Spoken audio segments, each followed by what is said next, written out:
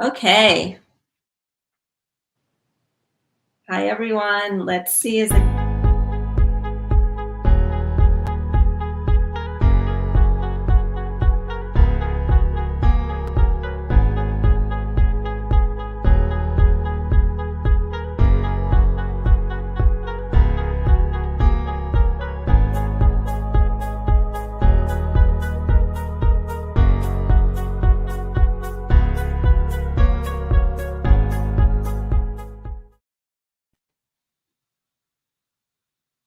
Hi, everyone. How are you? Lisa and Alicia here. Oh, we're still counting down. We're still counting down. Hi, everyone. How are you? Lisa here from South Florida. How are you today? Oh, let me shut this volume off. We are now live on Facebook. So, how is everybody today? This is Lisa and Alicia, and we are on at 4:30 every Thursday. And today we are going to be discussing non-attachment, right? How are you doing today, Alicia? I am phenomenal. I've spent a lot of time outside, but similar to you, I've been having challenges with grounding the last day or so. But pulling out all of the tools in my toolkit to help remedy that situation, and being outside definitely can help.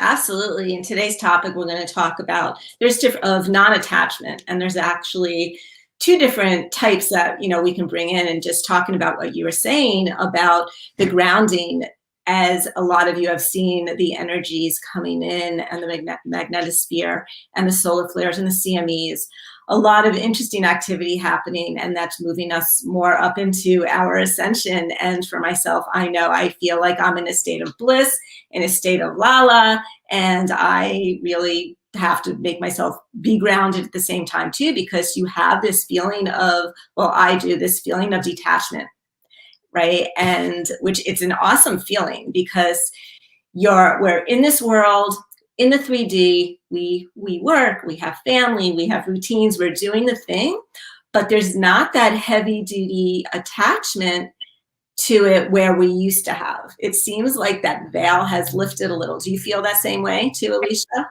I do, where rather than being so focused on like everything in the here and now in like my mundane immediate world, it's like detachment, like you said, but it's like a zoom out where it's like I'm seeing these things happen, and there's just a lightness and a freedom to it.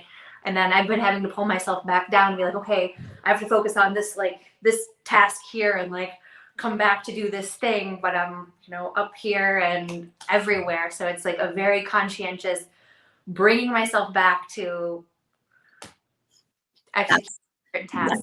Absolutely. And these are the things that we talked about before in our other broadcasts about grounding and the tools. And we can bring that up again at another time, and we'll lead into that with your course that you're having. So what I wanted to talk about today is being non-attached.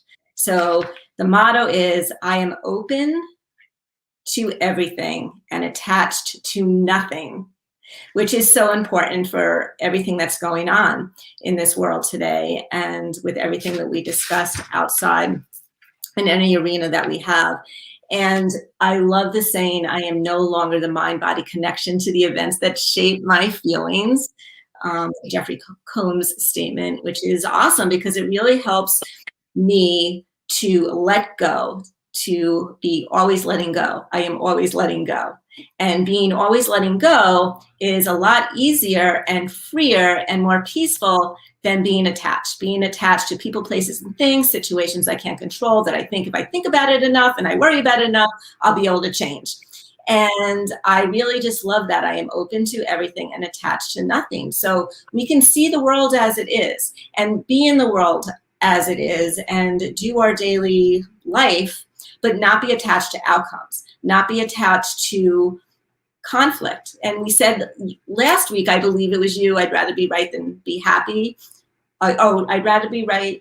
No, I forgot what was that saying? I'd rather be happy. You be right than I'll be happy. Like, I'll let you be right and I'll be rich in right, and abundant, right? So the non-attachment really assists with letting go of the conflict right? Letting people just be right so I can be happy. That's what it is right there. I just had to put it into Right. that's I'm happy. If you want to right. be happy, great. If not, great. I'm going to be happy. Exactly. And when we're in that non-attachment, we let go of disappointment, because I find that, for myself, and I see with other people, that we set ourselves up to be disappointed. And that is an addiction, right? And we want things so bad, and we try to control it. We try to force solutions, and we're not letting go. And we have that disappointment. And as everybody on our feed, they're pretty awake. They know that, people say things, there's truthers and there's a lot of information going out there. But if we can just be aware of everything and not attached, and be our own sovereign beings, make our own mind up, have our own choices, make our own decisions, then we can be mindful that things are happening, and it can happen without me having my hand in the pot, me not feeling the stress or the anxiety, because once we can be in a higher vibrational state of consciousness, the world can turn like what's that soap opera? The world turns, right? And things happen, and we just go with the flow like the waves of an ocean. And it's just so beautiful and freeing. And it really allows us to keep our sovereignty, right? I am me and I am free. I am sovereign. I have a choice. I am letting go. I can be who I want to be when I want to be. I can speak my truth. And there's no attachment. And with this energy that came in, with this big wave of energy that's going to keep going, it really elevated a lot of people's consciousness. There's a lot of people that feel more of a state of love and bliss and happiness and peace, and they don't know why. They're kind of just going through, and it's just going to get stronger and stronger that way. And this, the light workers and star seeds and the truthers, we've been bringing this up for a while, and even back a long time ago. It's just bringing this energy back up to Gaia, to the truth, to universal consciousness, to be able to live in the flow, because there is a lot going on, and there's a lot of things that are going to be happening. There's going to be a lot of things that are coming up to the surface, and the more detached we can be, being open to everything and attached to nothing, we can ride the waves of this turmoil that's going to still be happening. May or may not. I'm not going to say anything for sure. Timelines change here and there. We all know that. But day to day, we live in a let go state. I am always letting go. Every minute, every day, I'm always letting go. And the detachment is that is an amazing tool. Absolutely. And great point with, things coming up and, things evolve, where truths are like emotions. They're ever evolving and ever changing. And let people have their truths, because it's true for them. It's real for them. And if they're not open or seeking, save yourself some time and headaches, and let them be. Love them as they are, where they are, and just let them be. Because just in the world right now, there's so much blame, shame, guilt, all of these people trying to force others to believe what they believe, and making other people wrong, where it's in this dynamic of force and counter force, where when you're able to just not be attached, you're able to just stay in that place of power, stay in your place of peace, where you're able to be that objective, more neutral observer, where it's like zooming out and watching things happen, and not, identifying that, clinging to that. And the ego loves to cling and crave and create aversions to things.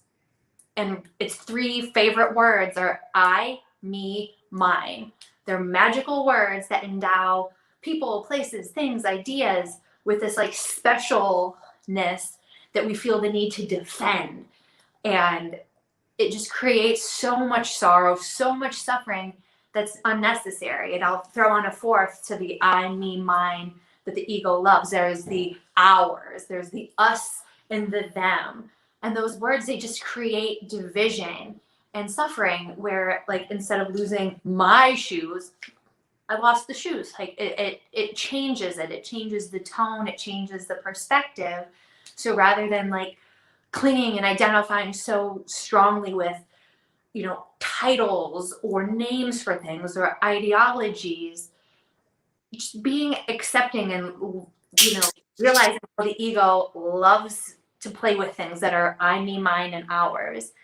And being able to let that go helps you step into that place of non-attachment and reclaim your power.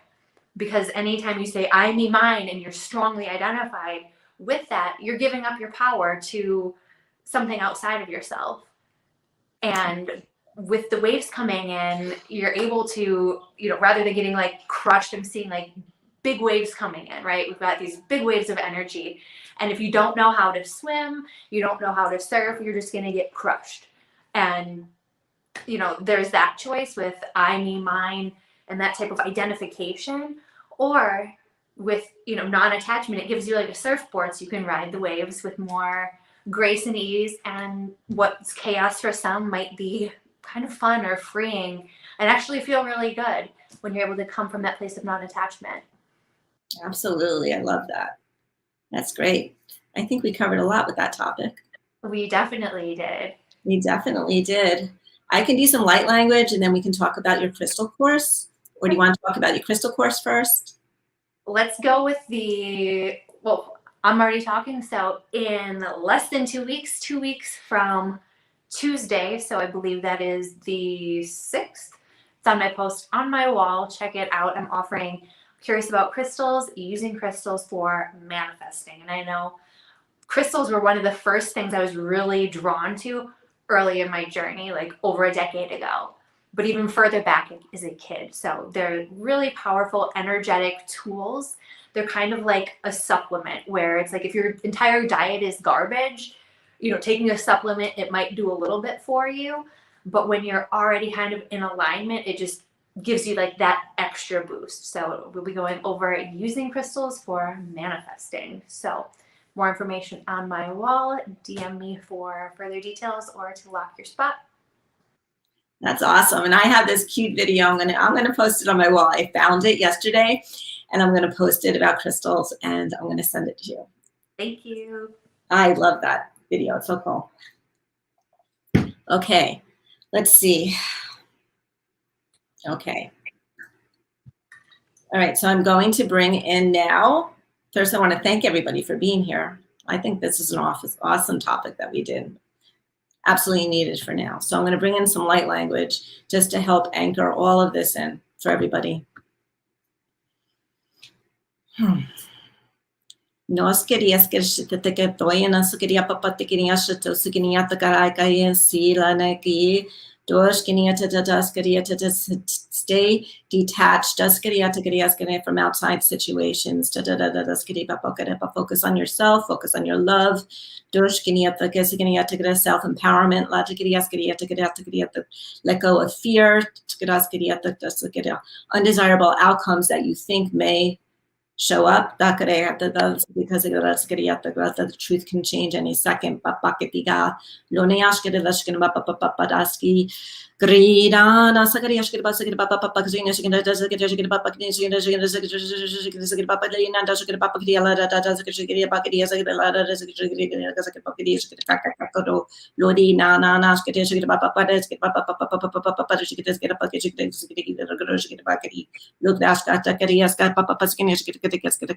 Look at Ashkata because I get get Papa Patsikish in the Badadas get get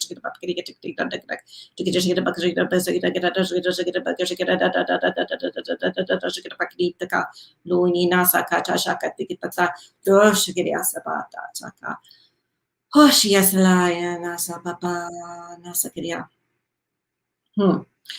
Oh, that was long and fast. Basically, that was vibrating on your spine, moving the cerebral spinal fluid up and down, releasing some Kundalini energy, and ending with a root chakra grounding into the earth to stay feet planted, grounded. Let the world spin, and you are grounded in the love and light of your higher self, of the earth, of who you are. You are a rock and nothing can move you. You be in your power, let go, and love to all. Beautiful. Thank you, Lisa. Thank you. That was very awesome. Okay, that was a good one. So, all right, everybody, you can find me on PurifyYourLife.com, on Facebook. I am on LinkedIn.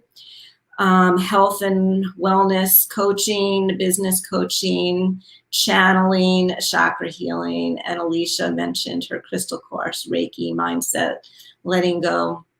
We are both coaches and can assist you with whatever you need to move through these times and beyond. All right, so everybody have a great weekend, and we'll see you next week. Bye for now. Bye, Alicia. Bye.